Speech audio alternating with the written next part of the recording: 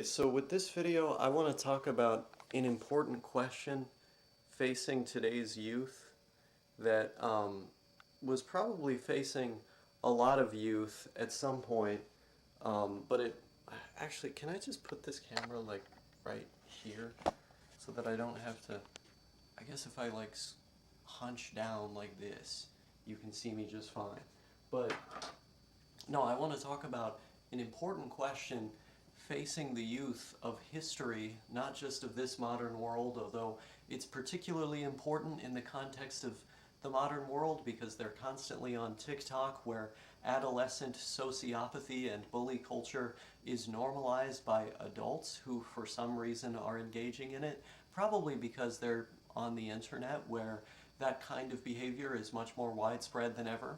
But I want to talk about why children are such sociopaths, because oftentimes, us adults will explain it like, well, they're just really inexperienced, they just don't know a lot about the world.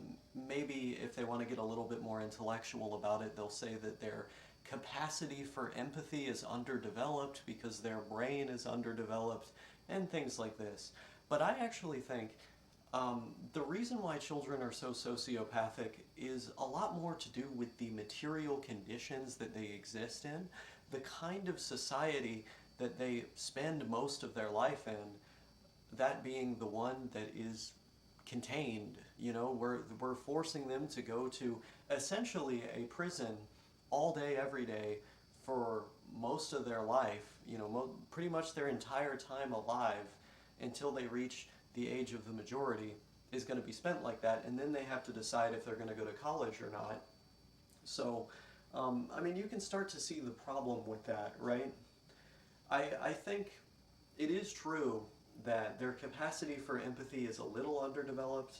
It is true that life experience teaches them some things, but I don't think people necessarily explain what that life experience teaches them and why they are even taught those lessons in the first place. When you're an adult, there are weird things that other people do that you simply don't mention. And the reason why you don't mention it, or, let it, kind of drip off of you and then move on to the next thing, is because you have an understanding that that person is someone that can do something for you in the future, and that you could potentially be in debt to them in the future by doing something for them. You have this understanding that there are these social networks that exist in your community that are connected, and that you don't really want to rock the boat or break some of these unspoken rules, because we're all in this thing together, right? You go over to their house to do some yard work for them, and they come back with a bottle of milk, that you might not have been able to afford otherwise. It's all of these things, right? The fabric of a community is created. And when you have responsibilities and a life to live of your own, even if you're not like really pressed for cash or living in like a super scarce environment, you still have this understanding that like if I scratch your back, you scratch mine. And part of being able to consistently live in that kind of world is just being nice, right? It's not making a big thing out of somebody's weird tendencies or personality.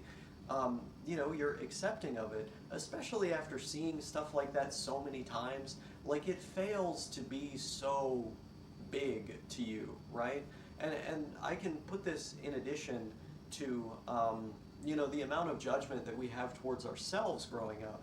When we're growing up, we obsess over all of these things about ourselves that seem really important at the time, that fail to be important as you get older because you realize nobody else actually cares about it but you.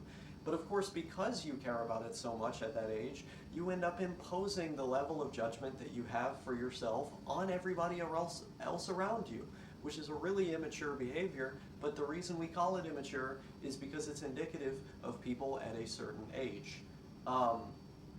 And so the reason why children are so sociopathic is twofold. It is because we lock them in essentially a prison all day, to be around one another at all times with no real responsibilities, no sense that they have to take care of themselves or the people around them or live their life in a community. Instead, it's just this blood sports free-for-all that none of them really want to be in, but they're there because they're all forced to be there. And then also, they're developing at a rapid rate and seeing all this stuff about themselves that appears really important because they're around a lot of other people that are just as judgmental of themselves as them. And it leads to them behaving in a way that is uncharacteristic of the rest of the people in the world, that being the majority, the people who are older than them. So that's my theory anyway. I haven't really researched this, and honestly, it's not indicative of even my own personal experiences all that much, because I did not really go to school for most of my life, and for the brief period of time in which I did, the kids were not really all that bad. So I'm just sort of blowing hot air right now. I'm curious as to what you think about this. If I could turn the camera off. Where's the off button, man? I think it's right here.